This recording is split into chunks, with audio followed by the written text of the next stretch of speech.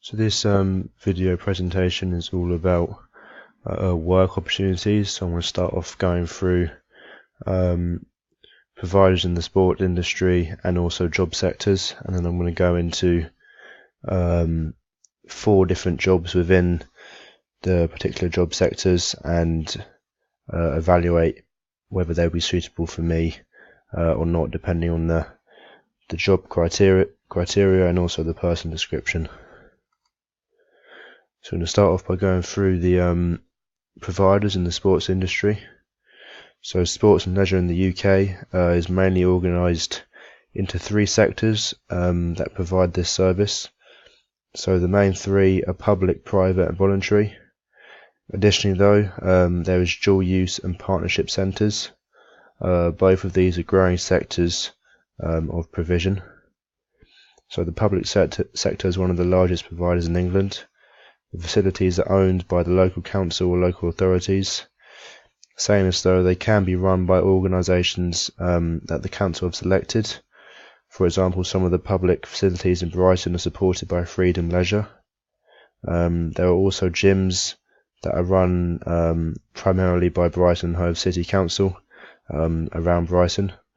So they are open to all members of the public and don't usually require a membership. Their main policy is to make sports accessible for all members of the community, particularly those who struggle to afford a gym membership at private industries and therefore struggle to access exercise. So public industries give the opportunity to these people to exercise and be able to work out. Therefore, providing service to the local community is the primary aim for the public sector. On the other hand, no, the private sectors are for use of members only, meaning that the people will have to pay a monthly fee or a yearly fee in order to access the facilities of the centre. So they aim to provide an excellent service for paying members.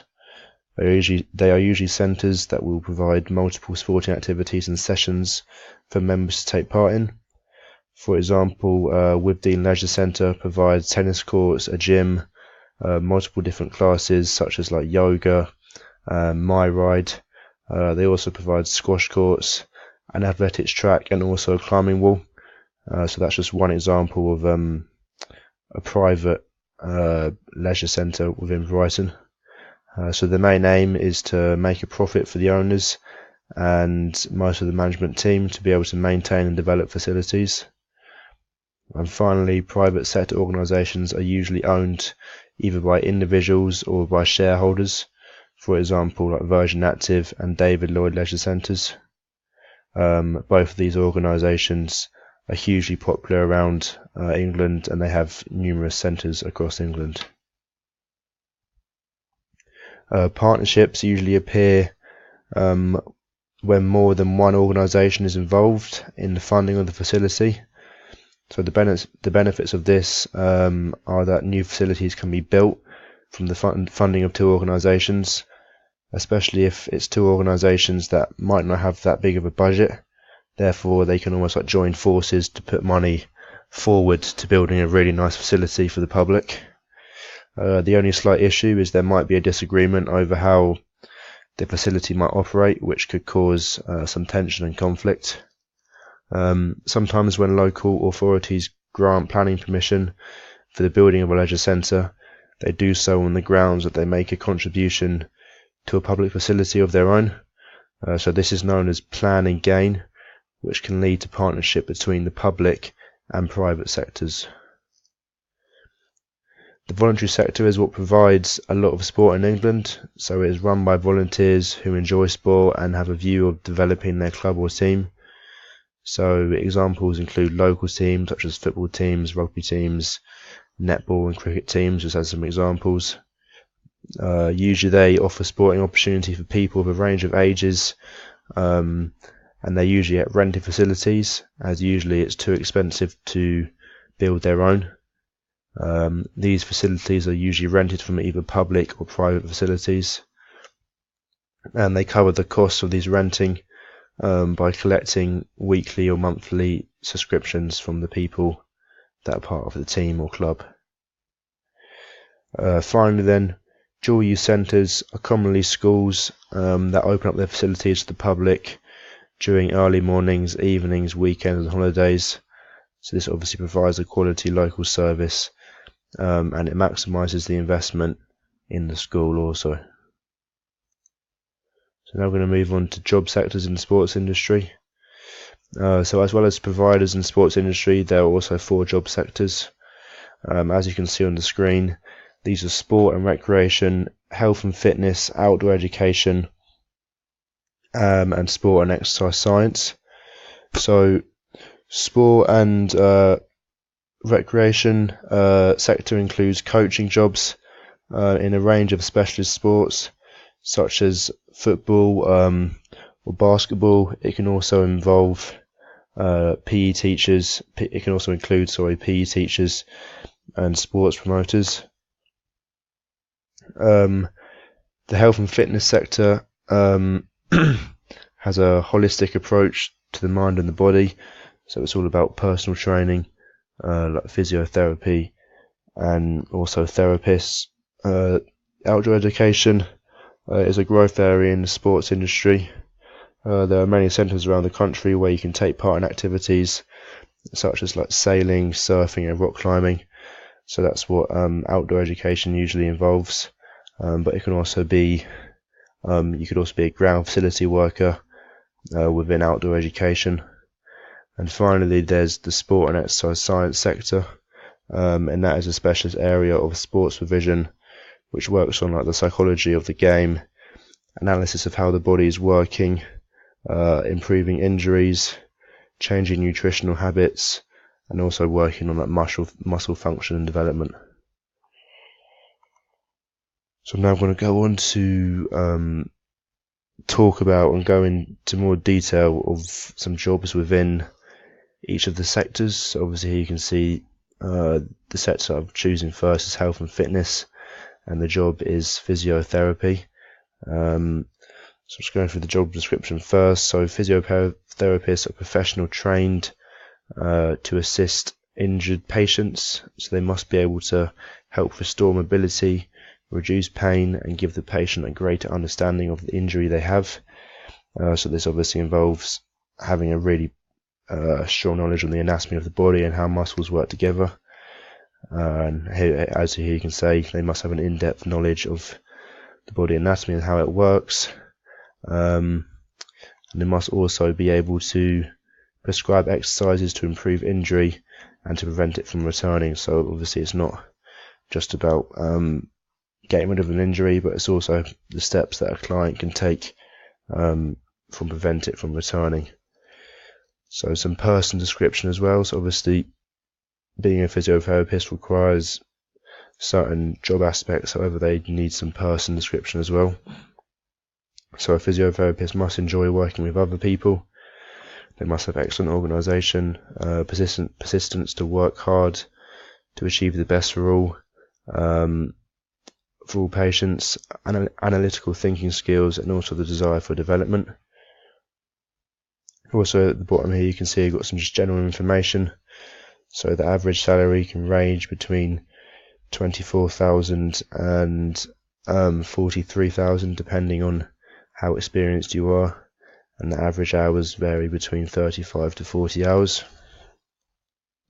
So now I'm going to go into an evaluation of physiotherapy as a job for me, so if I feel like it's the right job for me. So I'm saying I currently don't have a very strong knowledge in physio or a lack of experience, so at the moment it wouldn't be something that I could jump into, but I will be doing a unit of it in the course I'm doing at college, so that will give me a basic understanding, but obviously I'll have to go on to study it further if I want to become good enough to have it as a profession.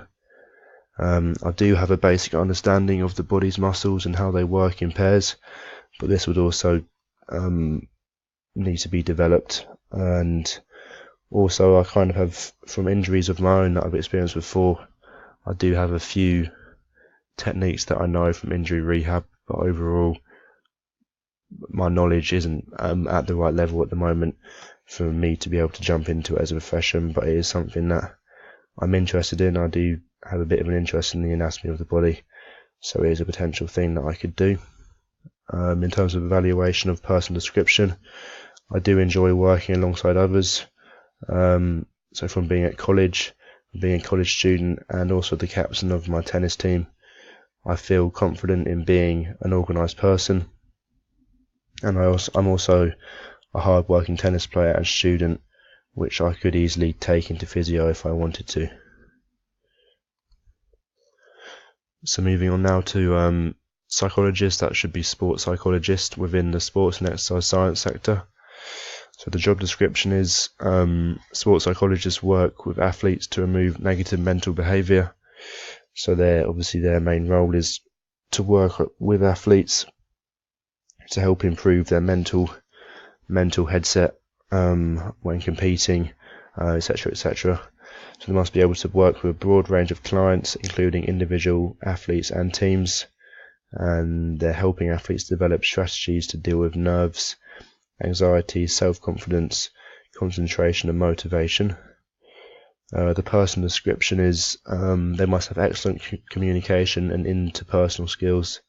There must be active listening and reflection skills, ability to work under pressure and cope with stressful situations, flexibility in order to work with in a range of settings with different clients.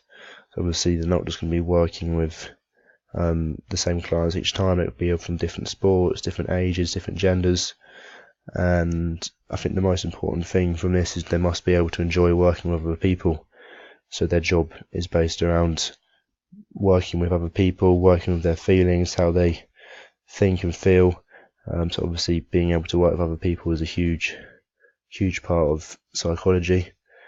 So the average salary, obviously again here it's quite a big difference, but it can start at 20,000 for like a beginner, and it can go up to 48,000 if you're more experienced. And the average hours vary between 37 to 39 a week. So in terms of valuation now, so I am doing a basic sports psychology unit in college at the moment, but obviously kind of same to physiotherapy. It's not at a very high level, but it's definitely a starting point, so I kind of have a basic knowledge of it. I feel like I'm able to adapt to work with anyone, no matter what their age or gender. So I've had this through doing some tennis coaching, so I've had the experience of being able to work with other people at different ages and gender.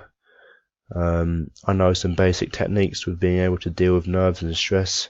From being a performer and athlete myself, I've been in stressful and nervous times, so I know some general techniques that can be used. And also, kind of most importantly, I have quite a strong interest in sports psychology, so obviously helps massively.